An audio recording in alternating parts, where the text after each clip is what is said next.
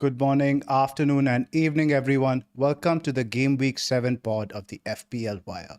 I'm your host, Zoph, and I'm joined by my co hosts, Late Riser and Pras. It's an international break after this, and you've moved your wildcard plans forward, Pras. Forward, I don't know, but it feels like we've been waiting for what is it, 84 years, or what is the meme? Yeah, the That Titanic one. week that everybody else was wildcarding was tough, man. Like you're watching your players dropping in price, you're watching the players, the players you want later rising in price. It was tough to hold on, but the triple captaincy made up for it. But yeah, I think I'm like 99%. And given that it's a Friday deadline, like maybe I can avoid a couple more droppers. So 99% wildcard over the international break, chill a little bit and play it over the break. LR, you're almost certainly wildcarding. Yeah, same as Plus 99%. It'll be interesting also because I'm pretty certain we'll have different wildcard options as well. So, between the wire, we'll be covering basis for wildcards that have a bench boost left and wildcards that don't have a bench boost left as well. So, from a content point of view, everybody's covered. And also, absolutely poor team values. So none of us are if going you to be want to posting upgrade, drafts. if you want to take our Bruno to a Salah, you can probably do that. That's a good one. Yeah, man, I'm tempted also. Like, I put out my team selection video early this time on Tuesday because there were just so many thoughts in my head. And again, it goes back to the discussion where the team is never going to look really too bad, but you're always going to be just that 10 to 20% off the optimal team. But things can change, man. Like we saw last night, even one injury or a couple of injuries can just change the FPL landscape completely in terms of who you want, don't want. So maybe I'm just waiting for that break to happen a little bit right now. Doesn't feel like I need to, but if I see you guys doing it, I see a lot of picks in there that I really want. I'm gonna FOMO hit it. And I mean, what do you even need? Yeah? With Haaland doing more than half of the weightlifting, you need one, maybe two of the other picks to come through. I mean, everybody's got like 70 plus scores this week, but like a lot of that is Erling Haaland, and everybody's probably had one or two more players that have returned, and that seems to be enough because the defenders have such a high floor, but just such a high ceiling also, man, this season. And they're cheap. It's all the cheapies that are really delivering. It's, of course, Gabriel aside. Yeah, and Yeah. plus everyone doesn't own Ollie Watkins, so There you go. Nice. How was the how let's talk about a couple of things. How did the Watkins goal feel in terms of just patience and finally coming through? And then how did the Bruno penalty miss feel like in terms of just emotion that you felt those two So returns? this Bruno penalty didn't feel that bad, honestly, because the first penalty miss was I think game week 2, right? And Yeah. it was a little bit of you're going Bruno against the world type of thing. Very few people were on Bruno, and it was also that you have to prove that Bruno is a good pick. So the penalty miss almost like hammered it that this was not ideal. And I talked about when he was captain, then when he scored the penalty, that was very stressful. This one, pretty much every wildcard template had Bruno in it, right? So I was like, okay, Bruno is reasonably well owned in the competition. If he doesn't do well, it's not the end of the world. So of course, it's disappointing. You start doing all these calculations of what your points could have been or whatever, maybe a price rise or two, but it is what it is. This one didn't hurt that much. The only Watkins goal was nice, even though I felt he could have had that assist which touched Rogers' hand. I think he made that goal. It was a little bit like Isak not getting that assist. You remember from the Everton. Yeah. back in the day. So it felt like that, and I felt like it could have been more. But 8 points was good, and I was never going to sell him, so it was good. And I felt the goal was a little bit lucky, right? It bobbled up a little bit, and I wasn't watching it live. When I was watching the replay, I was like, "Thank God this went in, man! This like could easily have not gone in either." So it is one of those things worked out. More than the bobble, I think it was a Jimenez injury that completely transformed that game because Fulham just had no focal point. They would get into midfield and they just couldn't hold the ball or progress it up. So that was a real game changer in that one. Yeah. I mean, to be honest, I held him for the coming up fixture, not the Fulham one. Fulham one was a bonus.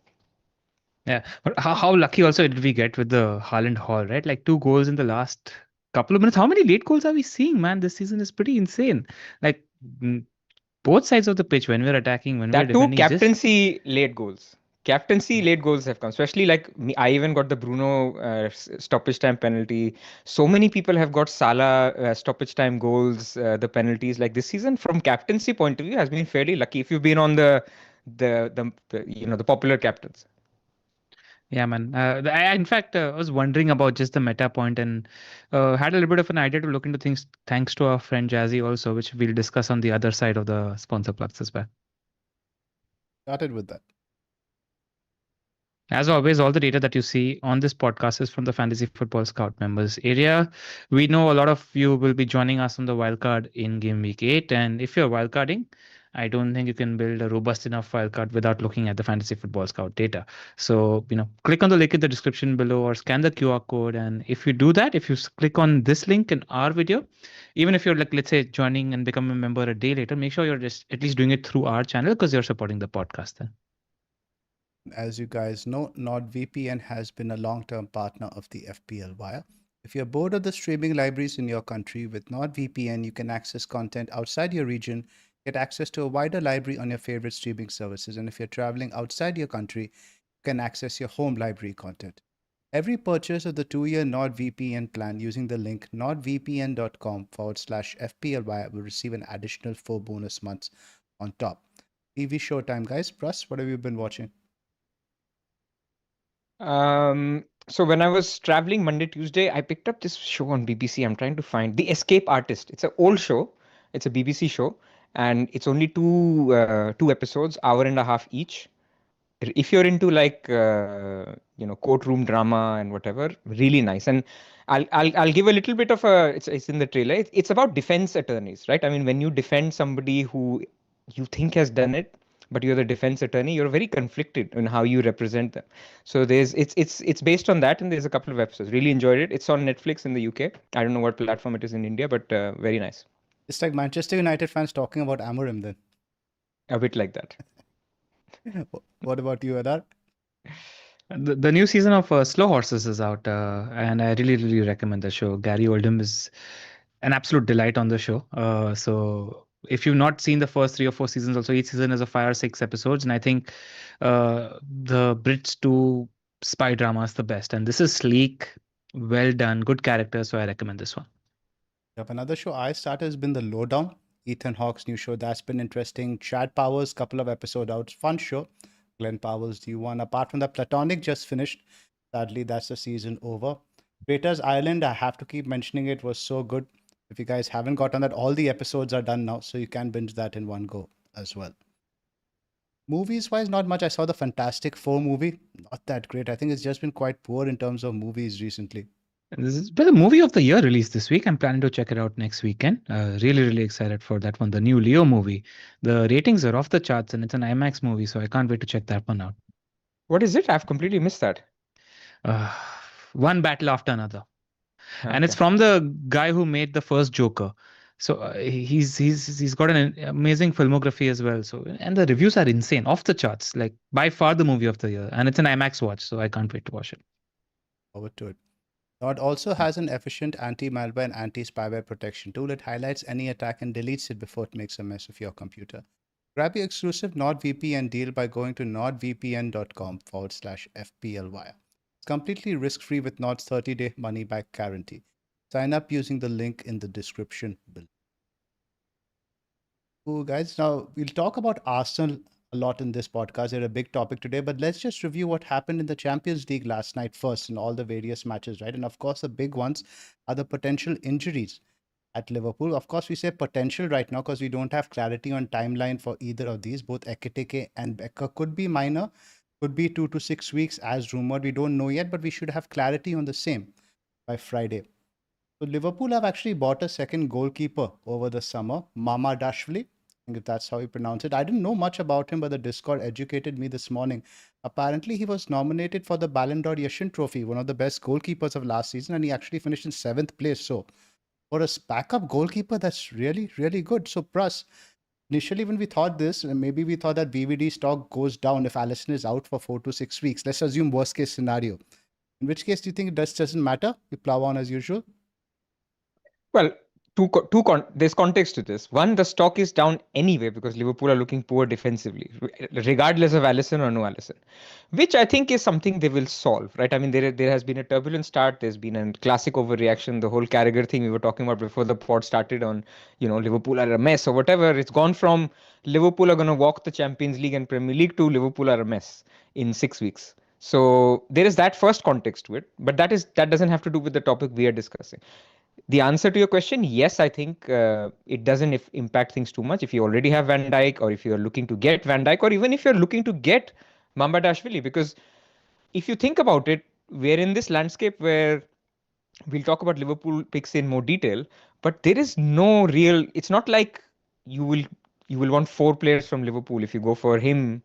And later this could change if when Salah goes to AFCON and stuff. But for now, for the foreseeable future, 10 weeks, 11 weeks, it's not like you have to have three Liverpool picks. So you can start with this guy and just let him rot on your bench until you need to deal with it. That could be one approach. Having said that, we'll see how long Alisson is out for. Yeah, actually, I'll jog your memories off. You actually remember this guy because we played Euros last year and he was the goalkeeper for Georgia who stood out. And we were all talking And about was this. he Remember, we were 4.0? having. Was he really 4.0, cheap? 4.0. We were I think I talking might about have him had as well because he was the keeper that stood out as well for Georgia. So that's how I remember him, and that's when I think all of us got access to him because all three of us played the Euros last season. So What sort of absence would you need to see, Pras, length of absence to include him on your wildcard 8? I think 6 weeks, 6, 7 weeks. Like, it has to be medium term. It cannot be just 2, 3, 4 weeks, because there's the international break coming up. So if he's out for 4 weeks, that's like 2 game weeks at max, maybe one. So that's not worth it, especially when one of them is Chelsea that is coming up. So if it's something medium term, then I think it's worth it. He would pair very well with somebody like a Petrovic, because think of teams that have not so good fixtures from game week 8 to 12. So, like, they're fine. Bournemouth's fixtures are fine. People have Senesi, they'll have Semenyo, but they have very good fixtures from 12 onwards. So someone like that, if you can bridge him with a Mamardashvili, then that could work really well. But otherwise, equally, you can also just chuck it, right? Because what's the worst case scenario is you go for this guy, Alisson comes back in 2 weeks. Now you have a Liverpool spot stuck on your bench. Salah has gone to AFCON. Frimpong becomes the game breaker who's playing right wing. You want Isak who's starting every game. Van Dijk is playing, and you can't get them because you have this dude who you wanted for 2 weeks. And also the tricky thing is you also have another international break after this, right? So ultimately, let's say even in 6 weeks, that you might be getting him only for 4 game weeks. Until game week 12. This international break, and then the other international break after around, I think, 11 or 12, whenever it is. So it'd be interesting. Sorry, LR, you're saying something? And there's a lot of conversation about Liverpool, and I'm not as confident they fix it so fast as well. Kirkes hasn't looked up to it. Bradley's injured, and Konate is making at least 2 big mistakes every game at the moment. So until they manage to get themselves a centre back in December, which I'm sure they will, in the January window, which they will. There's other 4.3, 4.5 keepers. Areola's 4.3 now. Roos is 4.5. Dubravka is 4.0. There are keepers out there also where you can go. You don't necessarily need to go here, because there is too much at risk. He needs to be out for 8 weeks, I reckon, for us to go for a pick like him. Let's talk about Ekitike. Now, he just said it's potentially cramp, but we know the thing is with players nowadays, right? Sarr was out with cramp. Kulusevski was out with a knock. Murillo is still out with a knock, according to Ant. So no, Murillo is back next game, 3 weeks ago. So given that also, right, now let's say we get a timeline with Isak that potentially Ekitike is out till the next international break. That becomes a very interesting option, because obviously with strikers, the upside is higher than it is a goalkeeper, right? You don't mind milking that for 4 to 5 weeks and then dumping. Yeah, I agree with that. I do think, it's a slot mentioned in his press conference last week, where he said that Isak is still in preseason mode. I think when he comes out of preseason mode will be post the international break, once he's played 2 games for Sweden as well. So then I think whichever way you look at it, Isak pretty much becomes a pick post the international break, and I expect him to start. There might be a lot of 70-20, 60-30s, but I expect him to start post the international break. Anything else to unpack? Now, João Pedro got suspended. I think he won't be available for the next Champions League game against Ajax. So I think that helps his starting prospects in 8 and 9. The chance of rotation goes down a little bit. Spurs didn't really create much in the Champions League. I saw bits and pieces, but Xavi Simons was benched. So I did like that. So the chance of him starting the next one goes up. Paulo started this one, but again, I'm not worried about this weekend because he was benched the previous weekend. Yeah. But he was at fault for a couple of the goals they conceded. So that's a little puts us on the edge sort of a situation. But he also created that. I think Paulo is fine. I hope so. I'm a bit worried for Van der Ven. I wasn't starting him, but if anyone is starting him, because we've seen over the last 3 weeks rotation for Romero, Porro, Udogi, Spence. It's only Van de Ven who started every single game. So maybe it comes against Leeds. You never know. Like, Who would it could have happen. thought that at the preseason, right? We kept saying Van der Ven might get injured, might get subbed off early. He's Just playing every happened to game. play every Yeah. game, every minute. But useless defender if he doesn't get DEFCON, which he doesn't. So that's why we don't like him. Speaking of useless defense, I want to unpack Jamie Carragher's comments a little bit. I was just watching that before coming on. He's gone full two-footed in on Liverpool. He says Liverpool are not playing football anymore. Liverpool are playing basketball. And he clearly hasn't met LR. He's asking for words to be dropped from the team. LR, what's going I on? think a lot of these Sky Sports journalists get paid to be sensationalist. So every opinion that they give out, there's a lot of that, and I think a lot of that is by script rather than by genuine opinion. So I would take all of that with a pinch of salt. He has a point though, in terms of how Liverpool are playing. The attack is also isn't gelling. It's not like they're creating chances, and I cannot believe the number of big chances they gave up to Palace. I think 6 to 7 big chances for a defending champion. I haven't seen that since like the Mourinho collapse, since the Leicester collapse. But a lot of that was individual errors. Like Konate is in terrible form, genuine individual errors. Like Slot talks about it as well. How can you help that? So many times people correctly criticize Amarim, but there is just how do you quantify for individual errors? Like that is the question that you ask. I mean, It's we're not, getting into football talk a bit, but Slot has been singling out players. What do you guys think of this? yeah, Have the you whole seen this? Frimpong. He He shut keeps, out yeah. Frimpong also for that counter-attack goal. Even Ekitike, the way he got sent off, he was like, if it was me, I would not go and celebrate by myself and do an individual thing. I would go to Chiesa and I would run to him. Like he's literally saying, what you're doing is not right and pointing it at you. There's no confusion here. I don't know. I still think Liverpool's fixture run has been quite difficult. There has been some time to gel. And I do think Wirtz is behind a lot of this, not for his own fault. But the problem is Szoboszlai was such an important position. The Also, guy who was doing the McAllister, right? press. McAllister's also been having a poor season so far. So nobody's really singling him Yeah. out. But maybe Yeah. he's poor because Szoboszlai is not covering for him, right? He's not the engine who he's relying upon usually. Szoboszlai has moved to the right. Wirtz is doing his own thing. It's changed a lot just because of that one Wirtz position. And McAllister has not had a proper preseason, neither has Isak, right? So those two players are still getting into But how groove. long, man? How long preseason? Like Man City had one friendly, then they started playing. So Fair. I think we're using this long preseason for a very long time with Isak now, man. Come on, like it's been 6 weeks. Yep, and I agree Fair with this shot, comment fair shot. from Spacine in the chat. Liverpool performances every game this season have been poor, not one convincing performance. I do think they've been lucky to get the number of points that they have. I think the biggest miss outside of the midfielders is also Luis Diaz, man. Such an underrated player for that Liverpool team in terms of ball progression, ball carrying as well. They miss him. They don't have anybody progressing the ball that quickly, that much. Wirtz and Kakpo have sort of different skill sets compared to what Luis Diaz does. And nobody in that team actually can carry the ball on with their feet 20, 30 yards up the pitch. So that's something they miss. Yep. I think Salah also was benched yesterday. We should mention that. In terms of rotation, it's not really a game where you really should be resting players. That could also be a foreboding of things to come. Maybe nobody is nailed in this front three anymore. And that is generally a meta also I think we should touch upon, right? With so many top teams in Europe. Now we have 9 teams this season, 6 in the Champions League, 3 in the lower ones, who are going to have to rotate, and they have the squads now. So how do we cope with that as FPL managers? Also, you can say target the teams that who are not in Europe, but most of the teams who are good, who have the good assets, are in Europe. Target the teams who are not in Europe. But when you're targeting the teams that are in Europe, which you need to, because the best picks are in those games, target the Salahs and the Haalands, target the Reinders, avoid the Dokus of the world, avoid the maybe like the Trossards and the Ezes of the world, go with the Sakas of the world, go with the more important undroppable players in those teams. And I think that's the only way you can try to secure yourself. Maybe those fringe picks in the top teams are just not picks anymore. Russ, your thoughts? I mean, I don't. To add to LR's, I don't think there is anything in it. Like, I don't know. What do you think? I'll just add one more thing to this point also. Because I wrote about this on the Scout, so it's in my head fresh in terms of the number of late goals that we're also seeing, right?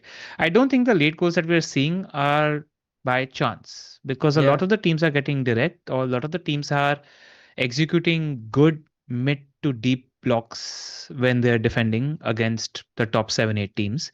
By virtue of that, it's easier to do that in the first 60, 70, 75 minutes of the game.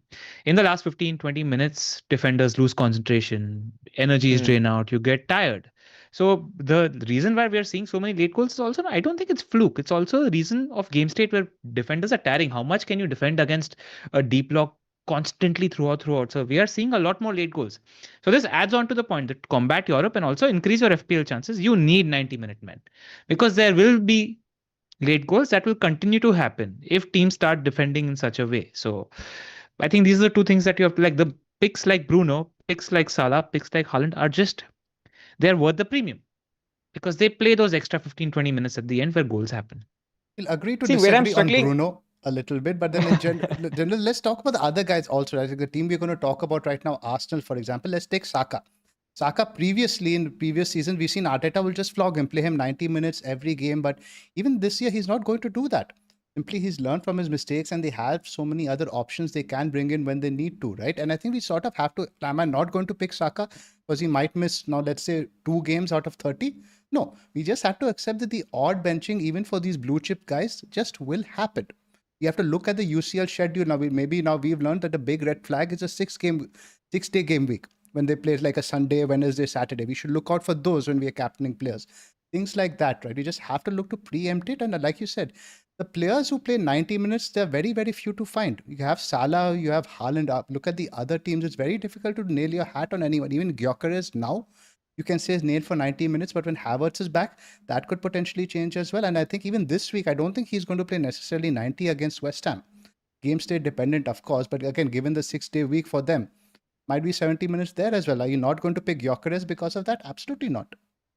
Yeah, but Gyökeres comes into that first choice category for me. The players that go down on the list are perhaps the Isaks and the Esses, because they might not play the 90 minutes. They have replaceable quality at like the drop in quality when they're replaced is not that significant compared to, let's say, a Saka down to nobody now because Madueke is injured at the moment. So like those are the factors subjectively that you take into consideration. See, the part that I'm struggling with is the first part of this. So first is what can we do about it? But let's go back to the first part, which is it going to continue or not is my problem. Like, I don't know. Like the markets right now, when you look at the markets and you look at the goals scored or the clean sheet, they've all come down.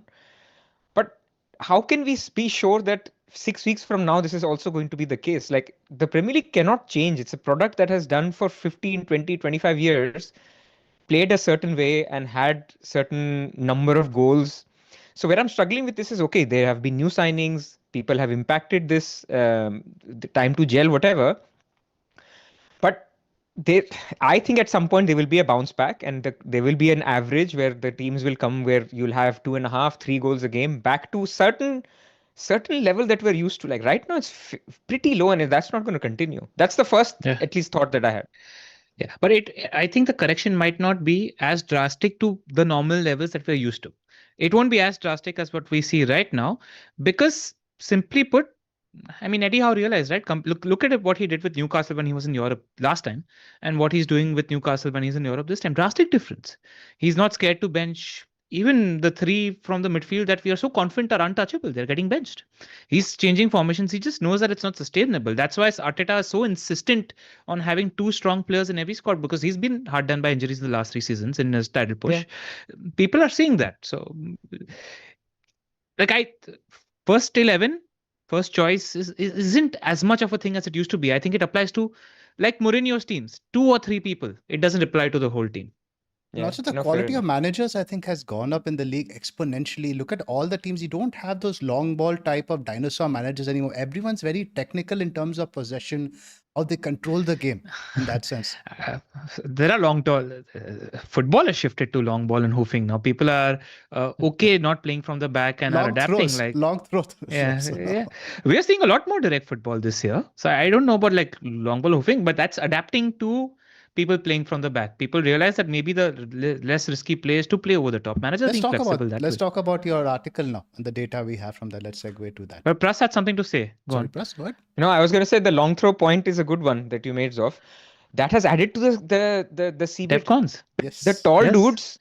They're just basically, it's a simple, you throw the ball and they hit the ball. Correct. It's like you're just catching points like this. It's tall dudes who are center backs are just in, man. Like they're in fashion.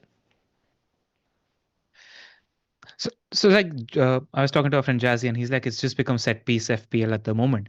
And I was like, I was thinking about it in the morning, and I had to write the article for Scout this morning. So I'll take about 5 minutes just to take you guys through the numbers in terms of what my analysis, and I try to make sense of this. I understand 7 game weeks of data is a very short sample size of data, but just what we see so far, top 20 FPL point scorers this season so far, 10 of them are defenders so far. 2 goalkeepers, 5 midfielders, 3 forwards. 50% of your top 20 goal scorers so far this season are defenders. Compare that to last season, we had 0 defenders in the top 20. Like that's just huge. And I was like, no, this can't just be because of DEFCON. Like a lot has changed from a meta zoom out perspective. So I was trying to zoom out and see how to make sense of something like that, right? So obviously, DEFCON adds to this. The weightage of DEFCON has shifted, etc. as well. But there is a lot more so far, a lot more dependence and a lot more interjection of set piece goals. I think you see that. So I looked into data as well. So Zoph, you can go to the next slide. This season, we've had 45 set piece goals out of 157 total goals scored. Last season, we had 230 set piece goals. This doesn't include penalties out of 1115 total goals. So last season, we had 20% set piece goals. This season, the number has gone up to 30. And I think that 10% shift is pretty significant, and we need to start taking note of that. And there are certain teams who are relying on this more and more. Like Arsenal, since 23-24, has scored 36 set piece goals. That's insane. Just think about it. In two and a third of the season, they've scored 36 FC goals. This season, out of the 12 goals they've scored, 7 goals are set piece goals, 58%. We are talking about like 5 or 6 teams here that have greater than 40% of their goals as set piece goals. The reliance on set pieces is more and more. And I think there's just been a meta cultural shift in general where, and this is something all the tactical hipsters on my timeline called, which is something they saw in the Club World Cup, where City was a team that was going more direct. We've already seen that impact where Haaland is much more useful in transition now because Linders is there. So people are playing around the back and pep football by going more direct. We are seeing a lot of that in the league, and that is why I think DEFCON, I don't have the numbers behind that, but I think DEFCON is supercharged because people are playing a lot more direct football. Because people are playing a lot more direct football, people are getting more headers, interceptions, tackles. That's how you get more DEFCON, right? It's not as much exhaustion and possession play as it used to be. I mean, it's obvious that the numbers that we saw last year, Taco had the highest number of percentage hit rate of CBIT. That was what? 45%, 50%? It was 1 in 2 games, right? If I'm not mistaken. What were Taco's numbers last season? I think and he was the best than of that. that. I think 60 to 50. Yeah, 60 to 70. We're seeing 4 or 5 defenders hitting upwards of 80% this season. And if you ask the 3 of us, I don't think that reduces. And I think it's because generally meta from a football point of view so far, people are just playing more direct football. That's one thing. Other thing that I was like thinking about is from a defender's point of view, there are just fewer whipping boys. The 3 teams that have been promoted, Burnley, Sunderland and Leeds United, they've shown to us that they know how to defend. They know they are not going to play pure football. Instead, they're going to play pragmatic football. When they have to defend, they will defend no matter when they're at home, no matter whether they're away. They're making signings like Stack. They're making signings like Longstaff. They're making signings like Xhaka because they know that they need street smart, robust, physical guys to stay in the league. So fewer whipping boys. We're seeing fewer and fewer goals of 4-0 finals. We'll start seeing that. But the reason we've not seen that so far is the thing we spoke about at the top of the pod, which is we've seen the highest transfers in the league this season. So when it comes to the top 7-8 teams, none of them are settled. Look at Arsenal. Gyökeres is new. Eze is new in their front 4. Look at Liverpool. Half of the team is new. Look at United. The front 3 is new. Look at Newcastle United. Voltemord is new. Vissa's not even played, and Gordon's been suspended for 3 games. So a lot of the teams that we're relying on for these 3+, 4+ goals, they just haven't. Look at Chelsea. Everybody's new. And Palmer's injured. So we haven't. These teams are the ones that are capable of putting together 3 or 4 or 5 goals They just haven't had enough time to play together. The only two teams that have done well, let's say in open play, expected data, and have scored goals in open play, top of the head, Manchester City and Crystal Palace. Why? Because lesser player turnover. They played with the same sort of people again and again and again. They're playing the same tactically. This will funnel towards. But now, what do you do? What do you do with this data? Do you only buy set piece players and do you only buy DEFCON? By the way, do you buy center backs only who are good at DEFCON? Yes, because set pieces have improved and DEFCON has improved. So For sure. fullbacks are dead. Until things change, don't look at that. There is enough substantial proof in this pudding at the moment. But what about open play players like Saka, etc., right? The Mbumos, the Sars, the Mintes. I think that will continue. I think the correction that you're speaking about, Pras, where we will start seeing open play goals, etc., will happen. The more team chemistry establishes itself and the more players play together. So that was the data and the meta points that I looked at. What are your thoughts? Just one counter on City and Palace though. Like, think about it. Like, had they done badly, we could have also said, look, they lost Mamouche, they lost Cherki, they've got Reinders as the new guy. Similarly, Crystal Palace have lost Eze, they've lost who else did they lose? Well, Sar for injury for 2-3 games. So I don't know. Like, is it noise? And Villa have played with the same team that they played with last season and absolutely Exactly. struggled. So there are anomalies. No, but Villa have actually lost players as well. They lost Bailey, they've lost Ramsey, so it's unfair. But I get useless. the point. Bailey is useless, man. Like, that's not a loss. They still had some impact players who offer some sort of flair. They've lost a lot of flair players. My point. They lost Rashford. Let's look at that. Rashford was there for half the season, right?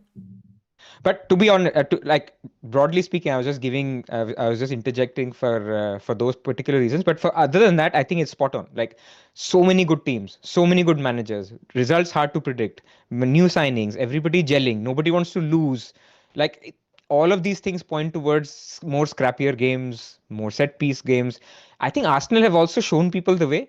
You know, like probably 2 years ago, Arsenal had this. Brentford have shown people the way. Arsenal adopted it, and then Arsenal. Yeah. And now people have gone like, why are we missing these high XG chances when we get it? Like, we need to work on this stuff. So I think we're in that cycle, and these things are cyclical where, after, like we were talking, we've gone from gegenpress to now long ball football gradually again, because people are like, if everybody is going to gegenpress, we'll just do the Mourinho style of, how we used to beat Liverpool, Man United, just long ball to Rashford and then beat Trent and then score kind of, So more people will do that. So we're in that cycle and absolutely spot on. We need to, as FPL players, we need to observe and react to that. You guys say that Brentford pioneered it. Tony Pulis and Sam Allardyce are just grumbling in the background. They were ahead of their time. Not the same. No. But going back to what LR said now about guys like Bumo, Saka, I think having some set piece duties is an additional weapon in the locker. So if you're looking at these mids guys who have open play threat, I think the fact that if they have set pieces to go with it is a big deal, because I think a big reason for this increase in set piece goals also is we saw some new rules introduced at the start of the season where the referees mentioned that players would be penalized more heavily for grappling.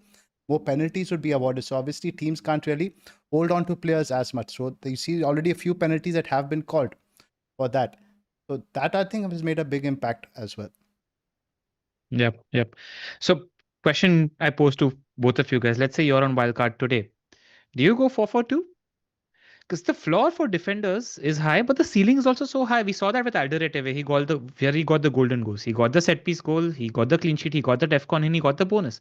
And I think we'll start seeing that for defenders quite often anyway. Just in general, if the trends continue in the way we are seeing so far. Do you go 4-4-2? Let me or 4-5-1? Take an example now. Let's say Joachim Anderson. We've seen DEFCON monster, right? But you still want to play him for Arsenal at home, Newcastle away. You could play him, but ideally you don't want to play him. Exactly, right? Yeah. So I think you set up a team in sort of a hybrid formation. We still look to use these DEFCON guys in the fixtures that you see where they have the higher ceiling. But if you're required to play them in case of a rotation or a benching, random injury, you don't mind it. You still expect the guy to walk away with 3 to 4 points. Yep. But this is proof in the pudding, and it takes me back to the Walsh pod. He obviously went all in on this theory of set pieces and DEFCONs, but there is truth to it, and it sort of interjects so beautifully with us wanting more 90-minute penalty takers, right? Like us wanting the Haalands and Salahs of the world. And there are these clubs which are offering us tremendous plethora of 4 million to 5 million defenders. I think outside of Gabriel, maybe you don't need a premium defender in a defense. You don't need to spend more in defense. Go with your plethora of, you can easily go Richards, Senesi, even Alderete, and Rodon in addition to a Gabriel, and you're fine. Then it leaves you with enough money to spend in attack and get these big players. The new assist rules also help because now, let's say now Bumo crosses into the box, a defender heads down to the goal scorer. Bumo gets the assist now. And Yeah. also is another favor. Diouf got it this Monday. You saw, right? He wouldn't have got it last season. Yeah. That's interesting. And Diouf is an interesting one because we just before in the morning we were discussing now Nuno goes to wing backs. Diouf is an option. And we just like, no, he won't get DEFCON. Are we still going to pick him? But I still think he's a good option. I still think he's a good as your fifth defender. You won't play him every week, but for the very good fixture, man, ceilings are still ceilings. I think like 2 points is DEFCON 2 points shouldn't take you away from chasing a high ceiling fixture. But the set piece defenders have ceilings, man. Like we spoke about the Keane goal, and it just happened. And it looks likely. Like we are so scared about not owning Gabriel if we don't own Gabriel this week, and rightly so. Like people say Gabriel fluked a goal in the last minute. No, man. It's a known fact that he's good for set pieces. You got him, you got the reward week 1, you got lucky, but you got him for that reason. Yeah. Arsenal play Eye of the Tiger in every set piece, man. It's full on. It's insane, man. It's insane. And Saka, every delivery that he went far post off. You call that on the last post. Every single delivery was far post. But because it was Newcastle, they did the going deep into the far post, heading back into the box, and then going for the serve. What was Pope doing, man? Oh, they're just knocking the ball into midfield over there. Pope was on Wildcard 6. Absolutely. Yeah. Also, just one thing, right? It's not like you're fully reliant on numbers and everything. Like one point I just want to add to this. Let's say you're looking for a set piece hogging midfielder, for example, right? Like you do need to take subjective quality of set pieces into play. And being a United fan, there is no greater example than the difference in quality in Bumo's delivery from set pieces and Bruno's delivery on set pieces is night and day. Like from set pieces, I pretty much say that Mbumo will get about 3 or 4 more assists than Bruno will, just because he's just much better. So all of that also comes into play. So like if you're seeing somebody and saying, okay, he's good on set pieces, don't blindly go there. Like start assessing the quality of player and the set pieces as well. Like Saka is a monster on set pieces. Like the quality of his delivery is really good, right? So those things also come into play. So Zoph has such a smirk on his face the moment Bruno's met. I know. I'm just like, is Pras going to stand for this? Pras is mortally offended by any Bruno hate. It's fine. No, I think Pras is perfectly capable of being objective, man. So I'm Zen, man. I may not have Bruno on Wildcard 8. Here's a little teaser. Yeah. There might be a new manager bounce, though. You never know. We'll bounce when the manager bounces. Yeah. The Bruno's trajectory in the future has such insane variance. Like there is a world in which Mbumo takes the next penalty or Cunha takes the next penalty and Amorim remains the manager. So then Bruno becomes the worst pick in the game. There's a world in which Amorim is sacked in the international break and a new manager comes who plays Bruno as the number 10 and he takes penalties. So we have an attacking Bruno Fernandes who's taking penalties as well. So he becomes the best pick in the game. Like the possibilities are endless in terms of what happens with Bruno in the near future. Whatever happens, we will always talk about Bruno. Yeah. We will. Move on to the next slide. Anything more in this one? That's it. Let's talk about Arsenal. Yes. Spoiler alert to everyone on Twitter, and I think everyone on Twitter and YouTube, they know that LR hates Arsenal, so there's going to be a lot of anti-Arsenal. I mean, this is such a bullshit narrative, man. Like, I just want to clarify this. I mean, so many people are tagging me. Why is LR so anti-Arsenal? He's not getting Arsenal players. Can you all just tell the listeners that last season when none of you had Saka, man.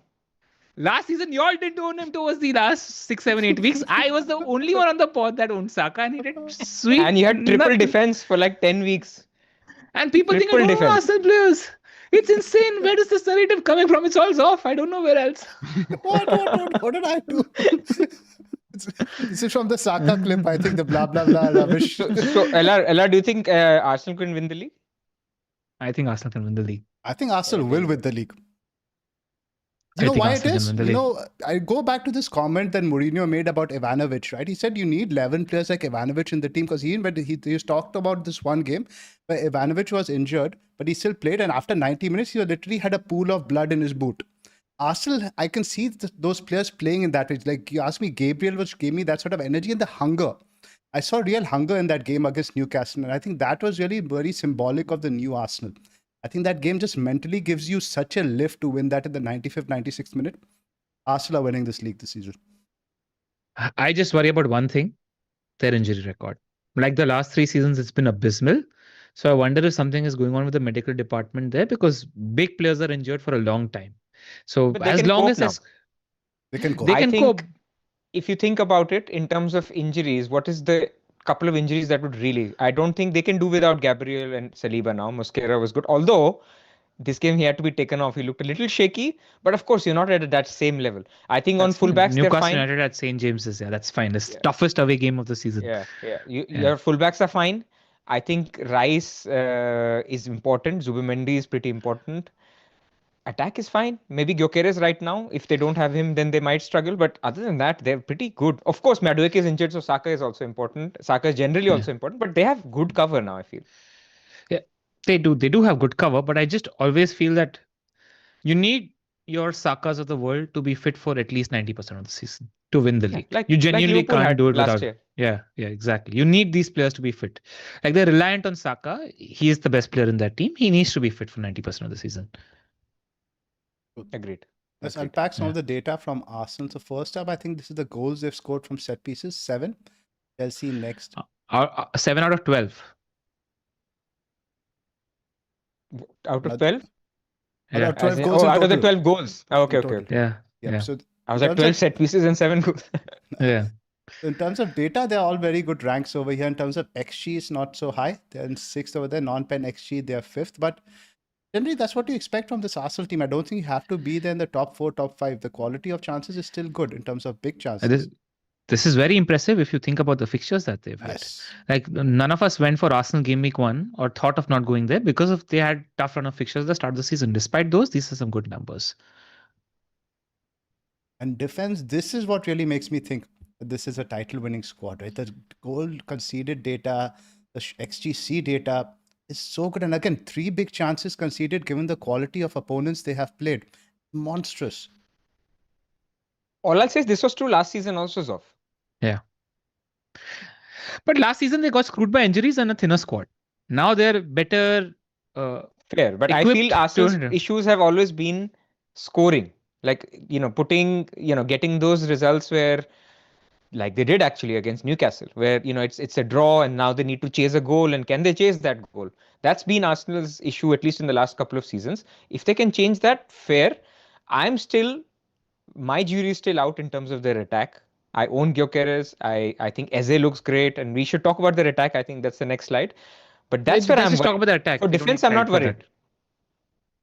In terms of attack also, right, there's this whole call from pundits everywhere that Arteta needs to take the handbrake off, right? So I think we will see that now in the upcoming fixtures, which they have. Now, I think the next opponents are after West Ham, Fulham, Palace, Burnley, Sunderland, Tottenham, and then maybe Chelsea. These are a good run of opponents for this team to show that, yes, we can score goals. And I think Nuno there might mitigate the damage this weekend, also the shorter turnaround. But I think Arsenal over the next 5 games, I'd say 12 to 15 goals, maybe at least 10 goals, I think is the floor I'm expecting. And if you remember last season also, they had these 4-0 final games. They have counter games inside them where they do. They have 2-0, but they were less handbrake on compared to other teams. There were a few massive thrashings at home, if I remember correctly, when it came to Arsenal as well. So they're capable of these counter games, and I think they'll do fine. So let's talk about the picks. Pras has been a Gyökeres owner for the last 4 weeks. What are your thoughts on Gyökeres? I thought the first half against Newcastle was the best he's looked so far in terms of attacking threat. He was making the runs. Now, why is that? Like, I feel it was because it was an away game. There was a little bit of space for him to run behind. He's used to the Amorim style of the direct runs from the forward. And I think Arsenal are starting to understand how that works. He's not a Havertz. He's not going to be waiting with his back to goal. He can do that, but he's not the best at waiting for the ball and then bring the wingers into play. He's the guy who needs a direct pass. So I feel when Eze plays, Gyökeres looks great because Eze can find those runs, right? He's really good at that. So when he was playing first half Newcastle, he could have had the penalty. He was unlucky not to have. Even if Saka took it, he would have got the assist because he was the one who was fouled. He hit the post. So I liked what I saw against Newcastle. But if you look at the opponents, Nuno's not going to give him space to run behind. Fulham, Marco Silva is not going to give him the space to run behind. I don't know about that. Huh? Like West Ham looked pretty poor defensively against Everton, and I I'm don't saying think how they they will. set up, how you set Yeah, up. If you yeah. play Ange, you get space behind, which is where Nottingham Forest I thought was a great fixture, but Arsenal didn't find those runs at that point. They're still trying to discover. This is my 6 game week view, right? I mean, these things change, the systems change. But as an owner, I've watched him a lot. Unless Arsenal have the ball at the halfway line and then they make a killer pass to him where he can run towards the ball, when they have the ball in possession and Saka's doing his little cutback, I see him nowhere. I don't see him involved in that goal. Of course, he's a striker. He will be involved. He will score out of the 10, 12 goals Zoph is predicted. He gets 3, 4. Like, it's possible. But at the moment, he's not the Haaland style of play where everything is functioning towards let's get Gyökeres the ball and for him to shoot. What about in comparison to Saka now? I didn't watch much of the Newcastle game. I was watching the cricket. How was Saka that game, LR? Very good in the first 45 minutes, then tired in the second half. But that's because he's building his fitness at the moment. But he looked like Saka. And I've noticed that since last season, Saka's been given clear instructions by Arteta. If the ball is getting progressed from Martinelli's side or SA side, from the left side, essentially, Saka's job is to be coming into the box to finish the goal. So alongside Gyökeres, Saka is present in the center of the box as well. So he's got many outlets to points. He's present in the center of the box when the ball is from the left side. He's got a great left foot, so he's capable of cutting his player and putting it in the top corner like Salah. He's capable of assisting from that side, and he's good for set pieces as well. So just going to be a great pick. And 25% goal penalty share, I'd say. If you're genuinely trying to estimate value, probably Gyökeres has 75% goal share, Saka has 25% goal share, would be a fair comment. It'd be interesting. Saka held the ball when Gyökeres got the penalty, but it's the standard holding the penalty, protecting for the penalty taker thing. But what's interesting is Danny told me that he clocked that Saka said to Gyökeres, this one's yours. Now, I think there's a lot to imply from this one's yours, if that is in fact true, where this one is yours. It's not 100% that all of the penalties Gyökeres is taking. There might be some 100%. sharing happening there, if that is the case. So just thought that was interesting. So Saka's If a they're great pick. discussing it, if they're discussing, it means it's shared. Simple as that. Yeah. If they're not Exactly. discussing, no, you don't need to say anything. It's been pre-agreed that it's yours. So I Exactly. agree with you. It could be 50-50, it could be 70-30, it could be whatever, but it's not going to be 100% either of them. Yeah. Which says you can either own both, you can either own one, or you can either own neither. Like some people have triple defense on Wildcard, and I think even that's cool. The one thing I want a better read on, and I'm very curious to see what Arteta this week, now that Odegaard is fit. I want to see what he does tonight. I want to see what he does on the weekend, because pure eye test, Eze looked the most dangerous out of the three. Out of Gyökeres, Eze and Saka, Eze looked the most dangerous. He looks very sharp at the moment, shooting on sight. Whenever balls are coming from either of the side, he's present in the center of the box to put the ball in the back of the net. And he looks electric at the moment. Like everything he's doing is coming off. So if I see robust minutes tonight and at the weekend, I might indulge with him on the wildcard. It depends on what position he plays, though, right? You don't like him as much on the left as you do in that number 10 position, which is what he played against Newcastle. Yeah. See, so he's capable of playing either of the 10s, and he's capable of playing left wing, right? So there is an argument to be made that his versatility adds to his minutes. But the counter to that is that Arteta's Arteta. I don't trust him, right? And he's going to easily play Odegaard, Rice, and then Martinelli or Trossard on the left side, and Eze sits out on the bench. But Eze's been one of the sharpest attackers in the last 3 or 4 games. I wonder if there is enough proof in the pudding that he's made it into Saka category of undroppable, then he looks great, man. So let's rank the attackers, and I think who are the options? We're talking Gyökeres, Saka, Eze. Do you want to throw Rice in there? Not really. Not for me.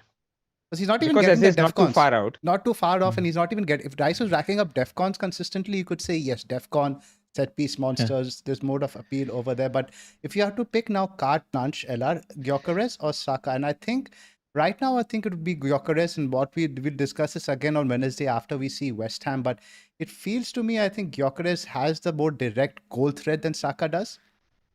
Both have good goal threat, but because Gyökeres has a higher share of penalties, I'll say Gyökeres. As simple as that. And cheaper. Gyökeres is a good pick, man. I think there's a case for both on wildcard, but Gyökeres is just a good pick. I like the fact that he's not getting subbed off in games anymore. He's playing 90 minutes more often than not. I just like that. And he's getting more and more acclimatized with the league. Yeah, you might not rate him as the best player, which might be true also. But as an FPL, given he plays the role of a finisher for one of the best teams in the league, by virtue of that and being on pens, he's a good pick. So my rating would be Gyökeres, Saka, then Eze. Russ, you agree? As we It's stand so now? It also it's comes down to difficult to positional say, man. rivals, right? Because I think right now Yeah. we're struggling with the forwards. Maybe if Isak becomes more of a pick, then you go, okay, fine, I'll go for Saka in midfield. But in midfield now, I can get cheapies who could potentially do quite well, right? You have your Paqueta, Sarr, Reinders. Midfield is a bit more crowded right now than it is up top. Yes, and also you might, it's also a budget thing, right? I mean, both Eze and both Saka and Gyökeres are quite expensive. So, like, if I'm thinking if I want to have Salah and Haaland, for example, because we're all working in a budget, right? So it's never easy to say who would you have as the best pick. I think Eze is absolutely fine because his trajectory is great for a 7.5 midfielder. I wish he took a couple of set pieces, which I don't see. I'm desperate to see, but he's not taking any. But his price other is than that, insane. Like if yeah, he's a starter, he's next 9 million next year. He's not a seven he's and a half cheap. million. This might He's be the cheaper than only season Semenyo. Yeah. So again, not a discussion about Semenyo, but I'm saying this: he's the same price as Gordon, right? I mean, so let's do Gordon, for Newcastle, good fixtures. So Eze in a vacuum is actually a really, really good pick. If I see him start Champions League and I start seeing him West Ham, especially very important in West Ham, if he goes for the dual eights, Odegaard and Eze, because that's what happened in the end of the game.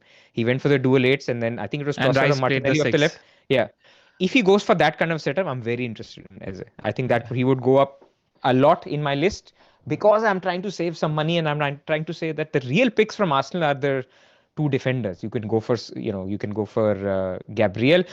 Your shout on Timber. Every game I watch him, he's class, man. He's so good. Like if Ben White is out for a little bit longer, he's just so good, and he has White's assist back, It's rate. insane how involved White is. is already He's back. insane how. Yes, I think White started Okay, one so game then that makes last it week. okay. Last week Yeah, already. then it's a no-go. You just have to go centre back.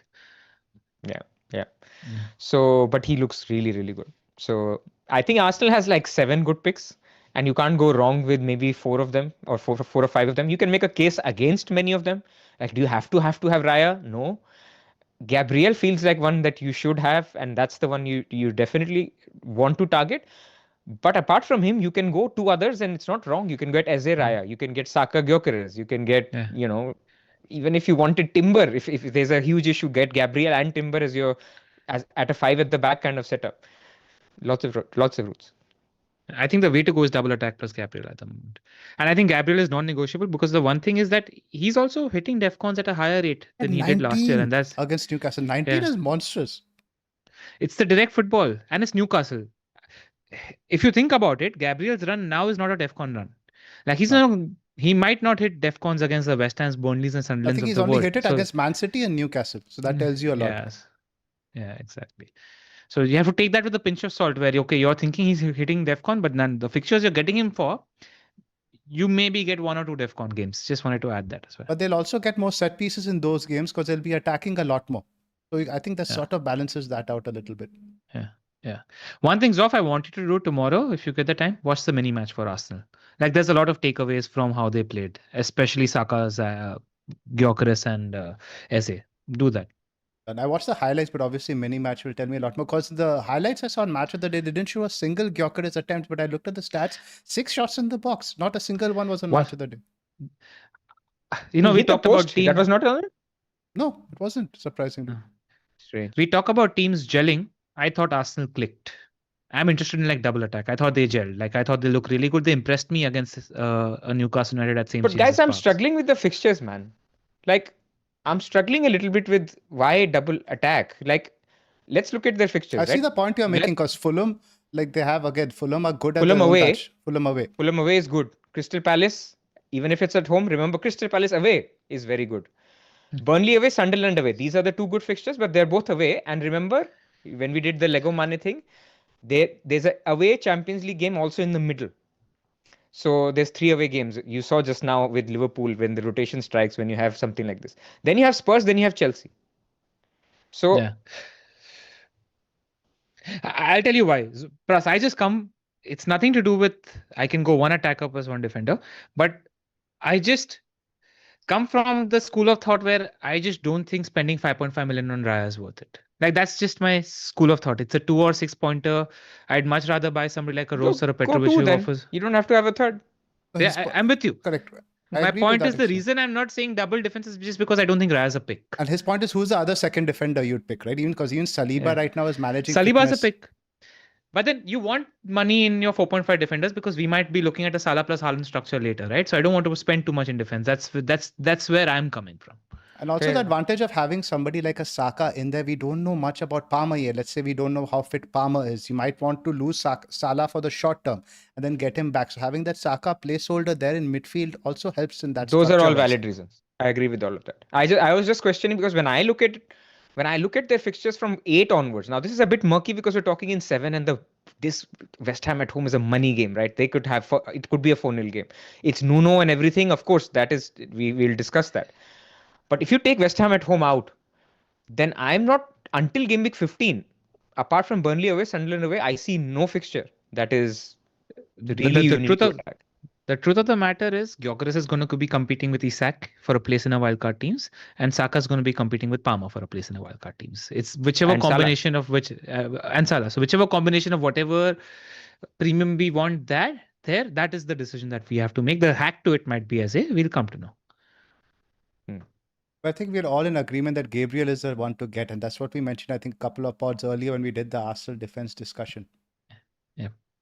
If you see Ben White getting a hamstring injury tonight, then get Timber. But it depends on that. So the game he played was Port Vale, I think, in the Carabao Cup. He started. Oh, I missed that. Yep. Yeah. Anything else on Arsenal, guys? That's it. Let's move on to our Discord dilemmas then.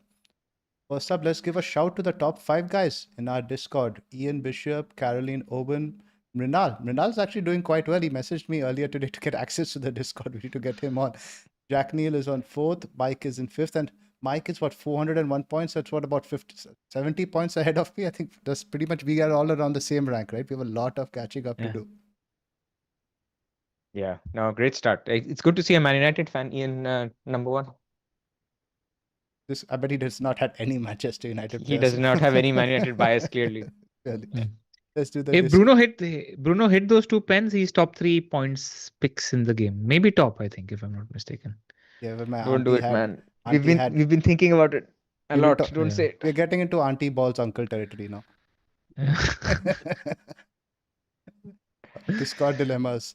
First up, Cynical has 2 free transfers. He's planning to wildcard 8, like many of our audience are, BB911. Now, he's debating whether using that transfer this week, because we have the upside fixtures this week, right? We see Villa, Sunderland, and also Arsenal having good fixtures. So do you want to invest in these players this week? Or potentially roll that transfer and have it on the other side of the wildcard? Pras, what do you think? Sorry, LR, go ahead. Go on.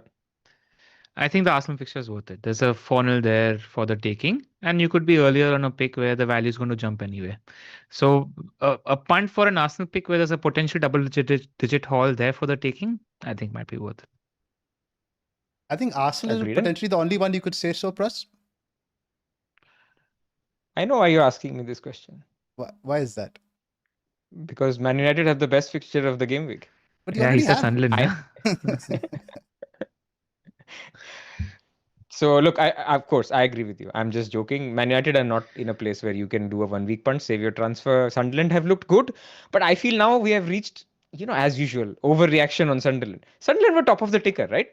So in fact, they could have only done terribly for us to say that they are now the battering team. They've done well. Their new signings have gelled quickly. Kudos to Sunderland and their fans, and it's great, but I'm not picking any Sunderland players. I'm still going to be targeting them. And until that changes, maybe in 4-5 weeks, I'll change my mind, but not yet. It's an interesting question in the sense, like I'll use my team as an example. Now, this week I could play Rodon and bench Murillo or bring in Gabriel. Now, Rodon, what I'm expecting maybe at the worst case is a 3 to 4 pointer, maybe even keep a clean sheet. Now, Gabriel, yes, he got the goal, so there's a lot of recency bias. But let's say now otherwise, right? Clean sheet, no bonus, expecting 6 points. Is that gain of a transfer necessarily worth it rather than having 2 free transfers when you wildcard in 8? If I was very dead cert, I'm going to wildcard in 8, I would be debating it in my mind. So it's an interesting one. I It's think tricky. it's tricky. I think if you go for an attacker, I think I do see the upside because ultimately you're not going to captain anybody from Arsenal still. You're likely still going to go most likely with Haaland again Bruno, this week, right? maybe with Oh, Bruno okay. otherwise. So it's interesting. I think it's team dependent. It also depends But on I who think you're an Arsenal selling. attacker might be worth the punt. Yes, I'd agree with Yeah. that. Now, the next one actually I think relates more to game week 8. Now, nobody's buying West Ham players this week. Now, who from Nuno's team should we monitor for the game week going forward? Now, what I noticed the last game against Everton, Paqueta was taking all set pieces with Pras out, playing at his number 10 position.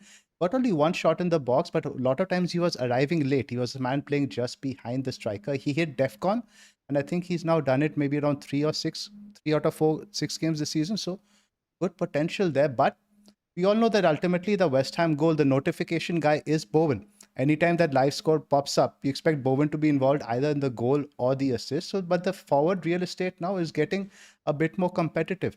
You'd want your Joao Pedro, you'd want maybe your Gyökeres, you'd want your Haaland. So, Paqueta, Pras, what are you thinking? Paqueta 100% will be in my team if he's fit. Game week 8. No doubt about it. 5.9 is ridiculous price for a guy on penalties with a new manager who's playing number 10. He's on set pieces for all the things. Listen to the section that LR had on set pieces and minutes and, So no doubt about it. He will be in the team. Also, there's a little bit of not many people on Wildcard went for him. Of course, they can use a transfer. But for me, he's the best entry point for a very, very good pick in an improving team. So that's where I am. Bowen, I'm on the fence. Like non-penalty taking forwards, nobody is essential. Like there are other picks. There's you can get Joao Pedro, who's now become even more appealing after the international break because of that suspension. But there's a conversation to be had post game week 8 because of Europe coming into play, where you can get these talismans from these middling teams versus your European forwards. There is a conversation to be had at least there. That's fair enough. But Chelsea's fixtures is so ridiculous I know that if you wanted to do it, because why are you getting Bowen? Because West Ham's fixtures are good.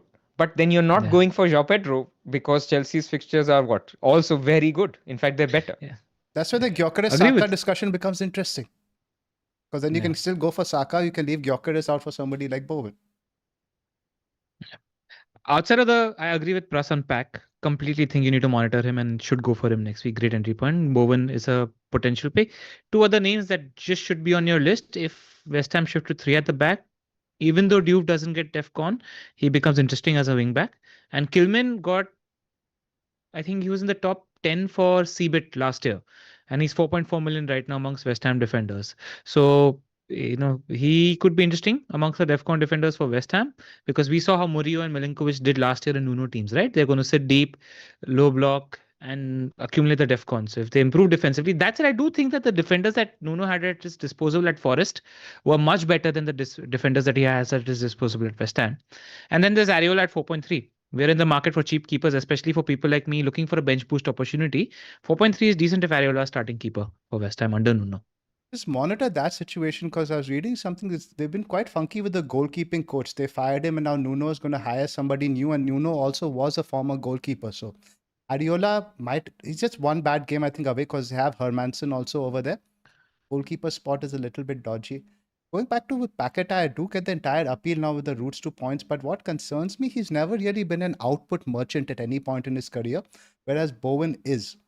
So in that sense, I think it is a wait and watch. I'm much more optimistic on him, but not dead cert as you guys. He's 5.9. Like, it's very high floor attacking. He's the Endai of Game Week 1.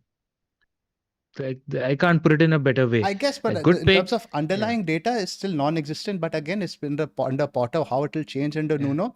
It's a bit of a shot in the dark, but at that price, it's a low risk punt, especially with the floor of DEFCON to fall back on. And we have so many picks in the 5.5 to 6.5 million bracket now. So many of them. So there's enough ways to go to if it doesn't work out. And even with Areola, like, we talked about Mamardashvili as one of the options that you can keep, and if it doesn't work out, you leave it. Find 0.3 and get Areola, man. Like, I'm quite, like, especially if you're not going Raya, right? If you're going for a Petrovic kind of keeper, find another 0.3 and get Areola, because Areola has good fixtures until 12, and then Petrovic has great fixtures after that. I think that's a great combination as well. I mean, if he doesn't work out, you let him rot. Verbruggen is 4.4 now, and he's a nailed keeper. I haven't looked at Brighton's fixtures very closely. Can do that as well. Can do that as well. Yeah. There's that's my issue with not issue, but beef with Raya, because there's 4 or 5 good 4 to 4.5 million keepers that are emerging. That's all. And if you We'll spend chat that much, LR next week. yeah, I'll show you a team and then you tell me where will I spend even if I had another million. Like I feel there's enough good picks in 5 to 6 million and Fair not enough. between 6 to 7 where if you gave me a Yeah. million, who would I buy? And objectively speaking, you don't have a bench boost to play. I have a bench boost player. So that's where This is the also point. true. This is also true. Yeah. I will have Yeah. OB or I will have Potts. Yeah. Exactly. justice for Gio. I can't believe he didn't even get a single minute last night. Yeah. What is Yeah, going on? what is going on, man? Like No, I'm not He's gonna getting be Gio sold. because he'll He might drop be again. sold. So Danny Windsor, He's what gonna he get sold. mentioned to us, Danny is the guy who appeared on the Chelsea pod in preseason. He says that Chelsea are looking to offload him potentially in January, and you can't play for 3 clubs within a season. So now Chelsea, the fact that he's not played for a minute means he can still be sold in January, but that would be so harsh on the lad, man. Next question. With the big teams still trying to integrate these new signings and do it, I think it's sort of like we discussed this We already. discussed this already at the top. All right, couple of teams that people wanted us to talk about. Let's just briefly touch upon them. Brighton is a team everybody wanted us to talk about. We spoke about Minte. He's competing with Sar in terms of that. He's 5.9 million, insane open play threat, etc. Do you think he's a pick? He's like a mini Semenyo, essentially. And he's having his breakthrough season. He was expected to have his breakthrough season last year, but now he's doing well. I think he's a pick if you're in the market for a 5.9 million sort of midfielder. But is Pack better? In my opinion, yes. I think I would agree with Yes, Brighton. The Pack is fixtures better. are good. You have Wolves. This week is a good entry point. Then Newcastle, Manchester United, Leeds, Palace, Brentford, Forest. No, I would say home run fixtures. That team just feels so unpredictable to me. That's the main problem with me investing in Brighton. You don't like the Wolves game. Would you surprise you if Brighton lose 1-0 or lose 2-0 or they win 3-1? No, I think their attack is good. I like their attack. I rate their attack. I've always had issues trusting their defense, but Minte, Wells, Mitoma, ballers, man. And Gomez, watch out for Gomez. He scored 4 goals in the cup game. One of them was an absolute banger. Started, and he's 5 million as a number 10 for Brighton. Just something to monitor for the future. The thing is, I can name you 5 mids right now who I think are better than Minte at a similar price. You have Sar. I mean, real estate place in midfield, you have Sar, Semenyo, Reinders, Paqueta. All these guys potentially I'd want over Minte. Minte is doing well, underlying numbers and output wise. So just one that should always be on your watch list if you rate the Brighton attack. Sar is also great. I don't think there's an Sar. issue between Sar and Yeah. Minte. If you want to go Sar, Yeah. that's fine. But I am with LR. Yeah. He's running at 0.5 non-pen XGI for the season average.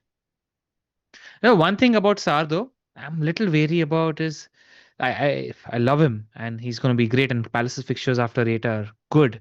But Europe is going to be in play. The Thursday thing always puts me with a bit of pause, and we don't have enough information yet in terms of how Glasner is going to treat it. I don't think they really have the depth to rotate, but then he could always chuck Devaney stuff in there. Sar The is last time they played a monster. but the last it's more a performance thing. Exactly, just a performance thing, not a minutes thing, a performance thing. But the last time they had a Thursday game, then on Sunday they played Villa and battered them 3-0 away. Yeah. Yeah. No, he's in the conversation is all I'll say. Like you hit the nail on the head, LR. I think Minte is what Semenyo was last season. A little bit underrated, does a few flashes of looks good, underlying data is reasonable, but he's not made the leap. He's not become a Semenyo of this season. Yeah. So he's priced accordingly. What's the difference between him and Mitoma? I think it's about 0.5, 0.4 something. Yeah. Yeah, but he's getting a lot more big chances than Mitoma. And like, I'm reading his minutes. Game week 168. After that, 90, 90, 90, 75, 90. Like, that's the standout thing when it comes to a Brighton midfielder. 490 is 175. Mitoma's average per 90 is 0.18. Minte is 3 times. Okay. He's getting the big chances, man. Yeah, I think Mitoma has taken on more of a creative role. Now, yeah, Minte who's the one arriving to score. Yeah. Who else? Chelsea, man, what's up with your team? When are they going to play with 10 men, 11 men for a change? What? 3 games. 10-man games? 3 games. 3 games in a row with red cards. Yeah, man. How do you read the Liverpool-Chelsea fixture at the weekend? Like Carragher said, I think it could be a bit of a basketball game because even Chelsea, I don't think we'll be creating as much. We struggled a little bit, and I think now the lack of Colwill might potentially be showing up now, and we also have Dawson who's out. without that centre back who can play through those lines, I think it's going to be a very, very difficult game. Yeah. Okay, and the last team I that know we you're want to talk about. disappointed to hear, but don't worry, LR. We'll give them a game. Okay, I hope so. Let's talk about Newcastle United, because a lot of people on Wildcard must be looking at them as Wildcard pick options. Voltemade, Gordon, Burn, Pope. Where do you guys like the picks? I think both the keeper and the defender are picks in my opinion. Dan Burn likes That's to it. get Dan Burn likes to get DEFCON points as well, and Pope is good for saves as well as bonus. He was on for bonus, 3 bonus before conceding that goal to Gabriel, if I'm not mistaken as well. So those two are picks, and then in attack, I'm not sure about Voltemade because Vissa might come back very soon after the international break, but I do think Gordon is the pick. I think he's like in that Saka category for Newcastle United where he plays every game no matter what. But you're worried about Eddie Howe doing Eddie Howe things. So where are you guys on those two? With Europe, it's very difficult to throw your hat on any midfielder. I think for Newcastle, who you can say will start every game, and just look at the stats over here. Now we must caveat this. Yes, fixture schedule has not been great, but to have the same NP, to be in the bottom 5 for NPXG in 6 games is not a good sign. Yeah. Yep. All right. Before we move to our teams, just wanted to tell people thanks for the support, but just a little bit of a gripe. The subscriber uptick has slowed down a little. It's like people don't want us to take flights to a certain destination where we You don't will want to go take Pras to Thailand.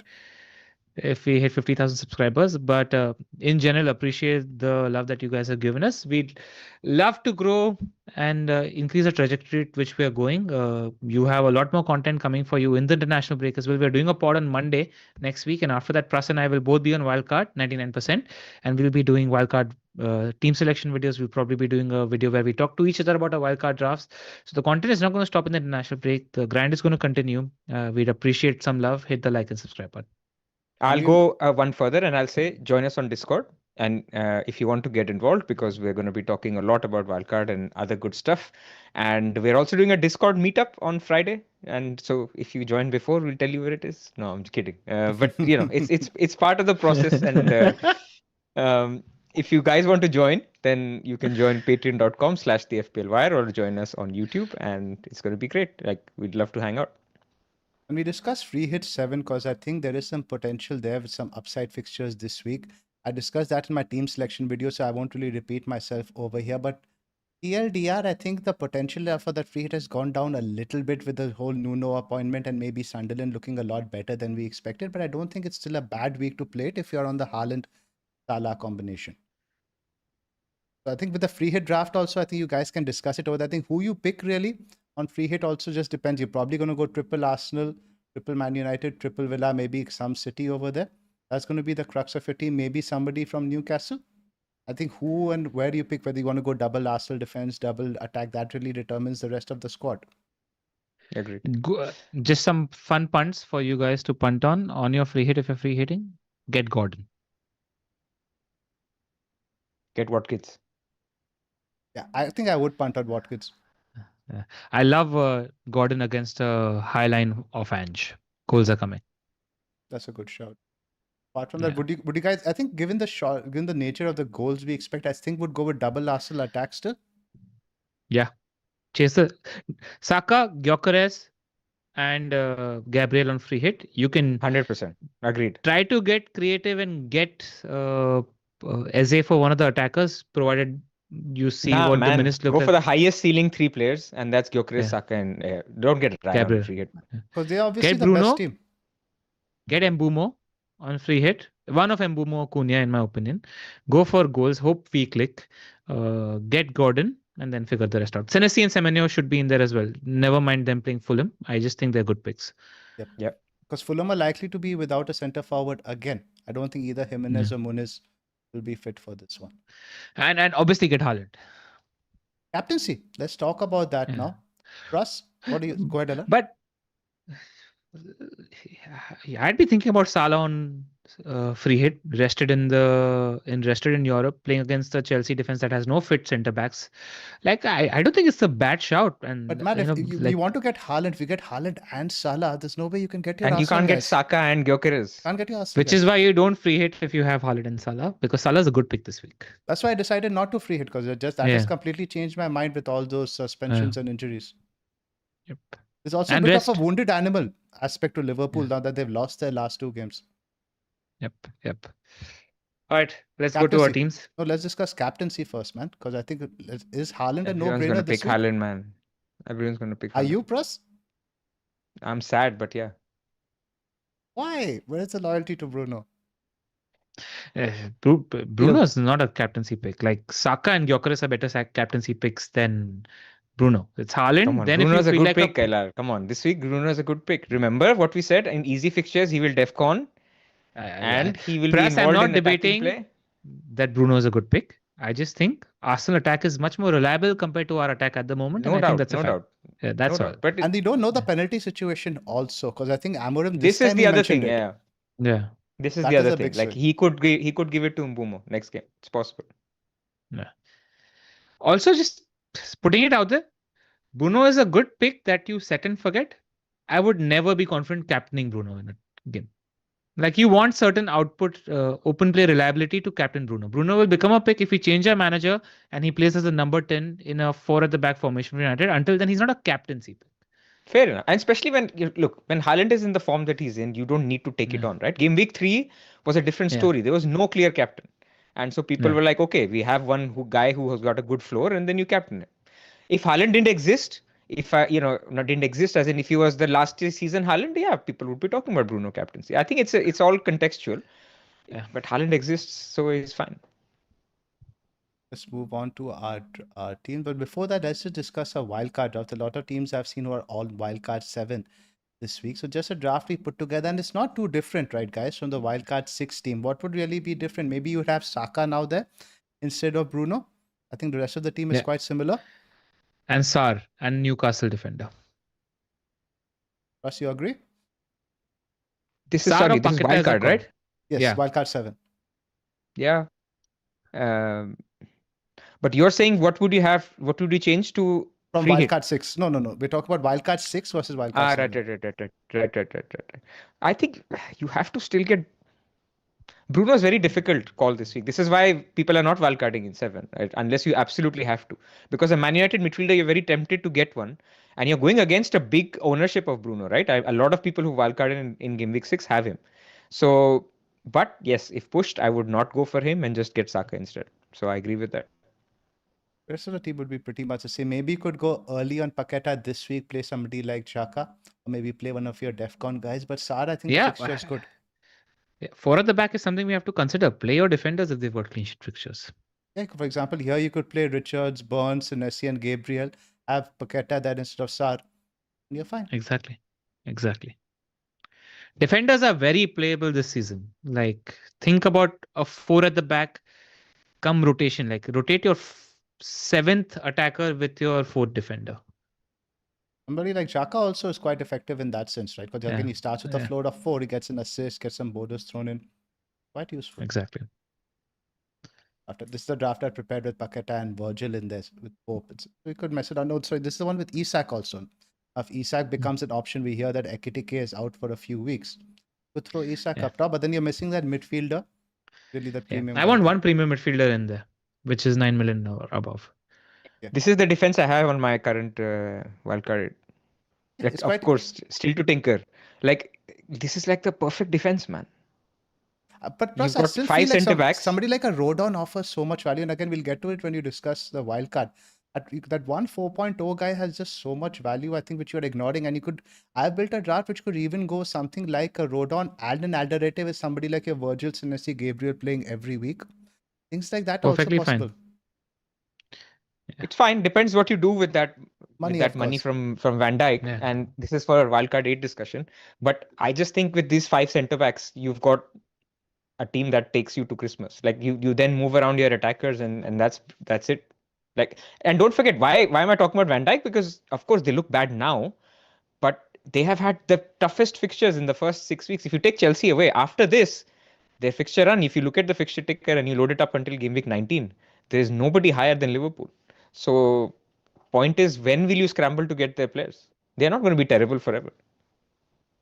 And he gets DEFCON. That's a big thing also. And he's been getting DEFCON very high numbers consistently. So he's got more DEFCON than Tarkowski this season. A lot.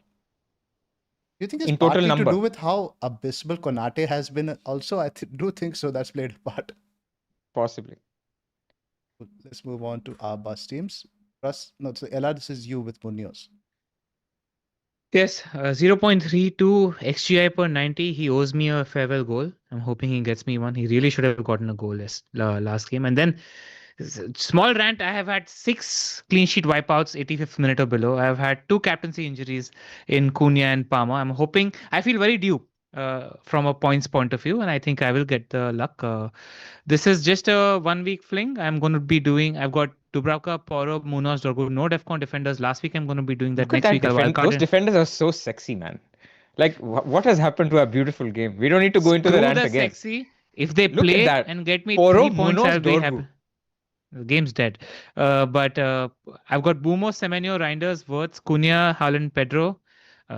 I'm just hoping United get a couple of goals. I mean, that Bruno penalty, before that, it was a Cunha to Bumo goal. How good would have that been for me? So, just need some luck to flip. I'm likely... That was a clear red card as well. I mean, we can rant about that all we want. That was an absolutely stonewall red card, but sorry. Hate Collins, man. That goal was there for Bumo and I was very happy with the points. Like 1 assist for Cunha, 1 goal for Bumo. I'm happy days. But anyway, I can do one of Murillo to Gabriel or Wirtz to Saka or Joao Pedro to Gyökeres. At the moment, I'm leaning towards Wirtz to Saka because I think he's more of a differential. I liked what I saw. If the minutes look good for Wednesday, I'm going there. In the last 2 games against West Ham, he's got 3 goals and 3 assists and playing 70 minutes and 70 minutes in both games. So I like that as a fact. But the last 2 home games, Arsenal lost to West Ham as well. So just a little bit of conversion data there. The problem with selling Pedro is if Wirtz plays, he might look like a better asset than Pedro, but Pedro's minutes are way more secure than Wirtz's minutes, which is why I want to play the minutes card and the low ownership card. Otherwise, I'd be tempted to do Pedro to Gyökeres as well. But my gut is with Wirtz to Saka, which is what I'll be doing. Yes. And I don't want to lose value on Pedro, who could be useful for me on the wildcard. Agree. Wirtz to Saka is the move for you. Plus? No, I mean, of course, Murillo to Gabriel and benching Wirtz is also an option, right? Yes. But I want to chase the ceiling with Saka. Like, have open play monsters that nobody has. Try to get lucky 1 week before wildcarding into DEFCON players. We all have the same goalkeepers, right? Dubravka and Sells. Where are you guys leaning towards? Don't get me started, man. 100% starting Dubravka. Why is that? Just because it's Ange versus Newcastle, Dubravka versus Villa, who struggle to score a little bit? And who have Europe? No, they don't have Europe this Thursday. They have Europe on Thursday. They do. Yeah, and because they have Europe on Thursday, and I like Dubravka as a keeper for what was the Burnley of old. They sit deep in a low block. He'll get saves. He's capable of spiking a 7-8 pointer in a game like this. I don't see that same thing with Sells, which is why Dubravka is who I'm on. Villa is not there. You can take that chance. Yeah. I think Dubravka is a very useful keeper in general. Like, I like his points potential in any game. He'll get saves and bonus if you get lucky. The identical odds, 16%. Yeah. I like last week also. I enjoyed watching the Fulham Villa game because I'm like, okay, don't score, no problem. I'll take Anderson's points. So I'll be the same. Watkins, if you don't want to score this game, no worries. I'll take the Dubravka clean sheet. The classic emotional hedge. I like it. Yeah. Your team, Pras? So I've got Dubravka also. Sells after this week has completed the 007, right? So the one we talk about, which is 7 blanks in a row. I have him, Wirtz and Watkins. Watkins has broken it, and Wirtz, I don't know what he'll do this weekend, but I won't be playing him. But in short, I've got Dubravka, and I am pretty set on playing Dubravka. Senesi, Anderson, Richards, the 3 GOAT 4.5 defenders who will be playing. This is the first week actually where I'm making a call playing the lower clean sheet odds defender in Anderson over a higher clean sheet odds defender in Van de Ven just because of DEFCON. Simple as that. And this is And it's significant not even difference close. also. Let's go back to the It's odds. not of that. significant. It's like 8, Tottenham are 9%. 28 and Fulham are what? Fulham are 20. So it's like what, 8%? Yeah, 8. Yeah. It's So significant. that's negligible. Yeah, but it's fine. Like Van de Ven, I benched him once he scored a goal. He's not going to do it every time. But otherwise, he's a 6-point guy, right? If he keeps a clean sheet. Anderson is a 3-point starting guy. So now that I've said it, of course, Van de Ven will score again. He scored midweek, but it's okay. Just don't change your mind this time, man. Otherwise, I will not. the only reason he had a point blank chance against Crystal Palace. The only reason he didn't put it at the back of the net is because you started it. I'm Yes, convinced he did. that is the He fact. did. I saw Yeah. that.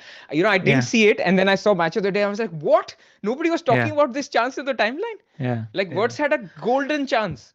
Point that his blank. keeper got. Yeah. Share the keeper. But that's a good example of confidence, right? People talk about form and it doesn't exist. If he was confident, he would score that goal. Like if he was, on a Completely. scoring streak. But so midfield, I've got Reinders, I've got Ndai, I've got Bruno. Attack, I've got Watkins, Gyökeres, and Haaland. So no issues. I think the only problem position here is Wirtz. I've got exact money for Wirtz to Saka, and I've got exact money for Van de Ven to Gabriel. Either of those two moves can be done. At the moment, I'm leaning on Saka a little bit, but the Gabriel FOMO is pretty high. Like it feels like what am I? If Nuno was not in charge, right, then I would be a lot more confident in saying I'm going to go Saka, right, because I get double attack against this struggling West Ham team. But what I'm thinking is I watched this Everton game and I'm like, what is Nuno fixed? Nuno has fixed the defense a little bit, the solidity in the defense. He's not able to fix the set piece issues so quickly. That takes time. That takes a lot of, you still continue to make mistakes. So what is more likely, a 4-0 or another header of a corner? That's what I'm trying to grapple with. And because I can get either and it's exact money, maybe it's determined by whoever drops. And you also have a piece of the attack. Like I think that also I have makes the piece of the attack. Exactly. Yeah. I have Gabriel and Gyökeres, and this team is like change words for Gabriel. And this team is as good as you get, right? I mean, maybe apart from Anderson, these are all excellent players for this week. And on point with the meta, 4 at the back. Yeah. So I'll see. I'll see what I'll do. I think Saka is who I would go for. I think there's a lot to judge and assess tonight as well, right? Like one thing is Wirtz played 90. So I'm not happy with Wirtz as a pick, right? Because I'm not confident of him starting against Chelsea because he played 90 the last time that happened. No, but he'll be on the bench. Even if I got Gabriel, it would be Van de Ven playing Wirtz first bench. But we want like Saka to play 60, 65 minutes tonight, like in an ideal scenario. And we're good if we want to go Saka. My team? And not hobble off the pitch. Yes. I've got Cell starting. I might switch that to Dubravka. I'm a bit undecided. I maybe have some sort of hope that Cells leaves us with a parting gift because I'm not going to be playing him the week after. But hearing what you guys said, I think Dubravka is potentially the play over there. So Cells, Porro, Richards, Murillo, who's going to become Gabriel. I have 0.9 in the bank. So I'll do that move after Arsenal play tonight. Anderson, Reinders, Xavi, Salah, Semenyo, Pedro, and Haaland. Bench of Dewsbury Hall, Rodon and Guiu, so pretty much just Rodon. Who's great for you? Yeah, it's probably your best asset this in. Yeah, he's in every home game so far, man. Guys delivered. And can you believe he had 4 shots in the box the last game? It's insane. What's going on there? But what I want to highlight from Leeds is when you were looking for a forward, and again, we'll probably get roasted for, is Calvert-Lewin. 3 shots in the box, all 3 of which were big chances. I'll talk to you guys when you guys are on Wildcard. In terms of solving a problem in certain weeks, he's very useful. Calvert-Lewin is on my Wildcard. Yeah, he's on my Wildcard too. He covers Anderson and Richards very well for the 2 fixtures in 8 and 9. Yeah. Yes. Exactly. And he's good. And then he can sit on the bench. After he can sit on the bench at 5.5, and I think he might even be on penalties. Yes. Murillo to Gabriel. I like it. All 3 of us quietly made a mind up about Calvert-Lewin in a separate parts, and then I was like, yeah. All 3 yards in a second. Yeah. To be clear to the listeners, we haven't shared any wildcard drafts with each other. It's just we're all making them on our phone screens for now. Yeah, it'd be interesting. Just to the listeners, what we try doing as a practice also is like whenever we have a common chat, obviously on WhatsApp. Whenever there's a discussion happening which rolls into a deep discussion, we pause and we're like, no, save it for the pod because we want to have fresh reactions to each other's opinion on the podcast, which is what we try to do here. The chat's asking me how come I'm not playing Rodon over Anderson. I think it's a bit of me playing Simmons. Also, in terms of DEFCON, maybe Anderson's are a bit more predictable. We have a few super chats, guys. I won't forget this time. This time from Vijay. Pause. I'm gonna. Pause. Press. Yeah. Exactly. Plus, you have to I'm bounce. gonna go, but I'll talk about my team dilemmas on the team selection video, which will be tomorrow. Perfect. But apologies, I need to Leave run. us on the standby See you screen on guys. Zoom so the screen Yes. doesn't get warped. I'll do that. I'll do that. First up from Vijay Ganpati. Hey guys, great show. What message does Pras have for the haters who are mocking his rank? Oh, Pras just left. Unfortunately. Well, So, you know, this guy LR on our YouTube channel, he's created a username Pras 300k. On every video, he's commenting that Pras will finish at 300k this season. You guys have fan clubs, man. There's also one guy for the Arsenal thing. So I removed him. I banned him from our channel. He made another user ID to comment about how much you hate Arsenal. You guys have your own baby reindeers, man. Pras is probably an ex-jilted lover, probably not FPL related. So we can see all this. We can see all this when Pras is gone. But the cream rises to the top, man. What else do you say? And Absolutely. ranks are insignificant until game week 15, man. That's when ranks come into play. From Joshua. Hi, Joshua. Also our member. Munoz and Lacroix to Gabriel and Alderete allows him to do Salah and King to Saka and Sar. All 4 transfers for free with Salah back in 2 transfers. So, basically, he's buying 2 players and selling 4, right? Because ultimately, he's dead-ending Alderete and King, who is not really going to play in future weeks. I don't think Alderete is a dead end. Man, Alderete is very useful. That's true. He has 2 good fixtures on the other side of the international. And he's a DEFCON monster. Genuine DEFCON monster. He's like confirmed 10 DEFCON every game. Fair. I like it. Yeah. He's getting Gabriel and Saka primarily there. Yeah, agreed. But do you need to sell Salah this week, Josh? Would it surprise you if Salah outscores Saka? That's. But who would, objectively speaking, carte blanche, who would you rather own this week? Price no bar Salah. Salah over Saka, given West Ham fixture? Given how poor Chelsea are, the whole atmosphere at Stamford Bridge is a little bit toxic right now as well. Liverpool, wounded animal. I just think y'all haven't had even Brighton, y'all were good until y'all were down a man. Like it's the red cards that are a problem. I mean, good may be a bit of a stretch. We weren't poor, but we haven't really created a lot of late. And defensively, just looks like even against Benfica, a couple of times it looked like they were just being carved open on every counter. Defensively, it just looked very ropey recently. Fair enough. From Pulkit, our friend. Zoph, Prasanara, hope you're doing well. Should I make 3 free transfers? Rea, Romero, Umo, to Vicario, Timber. We'd have to maximize this. Bumo to Vicario, Timber, Saka. He has Gyok and Rea. So it's Rea, Romero, Bumo. Wait, why is he selling Bumo? I don't get it. Why is he selling Rea? Why is he selling Rea? Exactly. I think so. He wants to go to double attack. He's basically moving Rea out to Saka. If you're convinced about that, do it. But it's just not the best use of transfers. I don't think so, man, because look at the kicks he's selling. Rea, good pick. Romero, good pick. Bumo, good pick this week. I don't like those moves, buddy. Same. And what is he buying? He's buying Vicario, which is essentially the same thing, but arguably he wants Saka for the run, essentially with the entry point for West Ham. If he's committed to Saka for the long term, then do it. Maybe but it could. It seems like a structural shuffle. Also, maybe it gives him more options to move that Saka spot to Palmer down the line. If you've got that in mind, maybe. But I don't really like those moves. It feels very forced. Very luxury to me. Yeah. And free transfers are useful. Yep. It's not like he's got 5, he's got 3. Yep. Plus, this is a good week to be saving a transfer also as well before the international break. If you can afford that, save it. In my place, you'd punt though, right? On an attacker. Your place, you have to punt. I totally agree, especially because I don't think Wirtz is there right now as a pick. Yeah.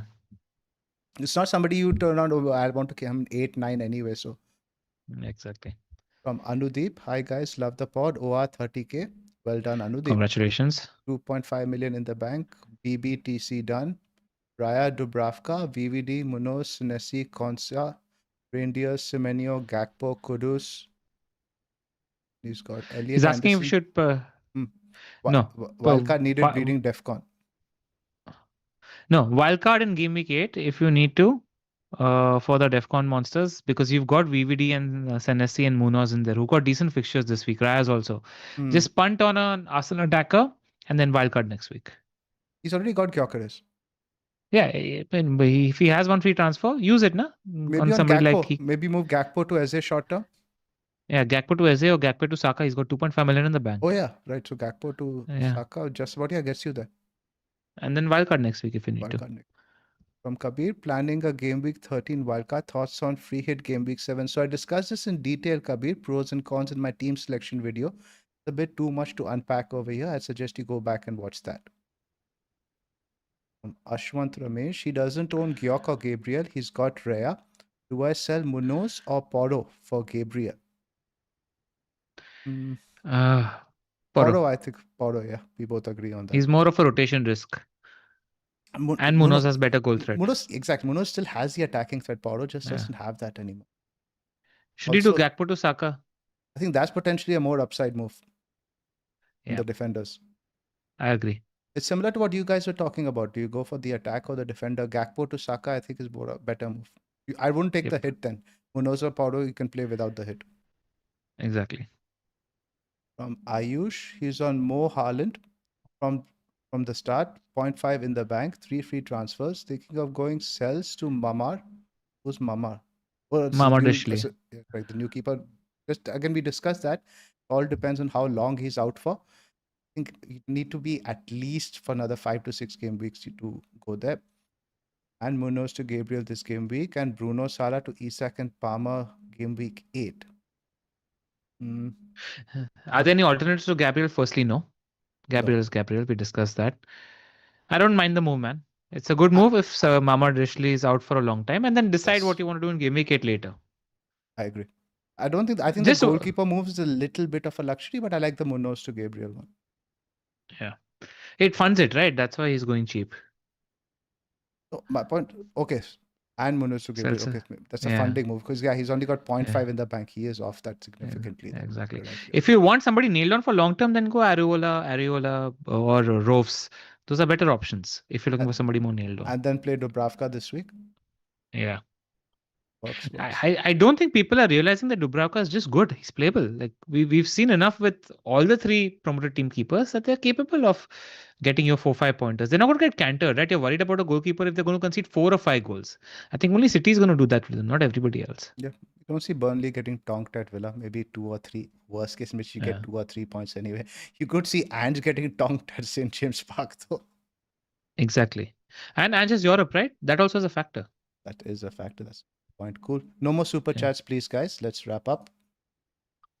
All right, man. I'll be doing my team selection video tomorrow as well. Pras will also be doing. Keep your notifications on. Both of us will likely be on Wildcard. We'll see you on the pod for Monday. Lots more content coming in the international break. Hit like and subscribe. Thanks for joining us, guys. See you guys again soon.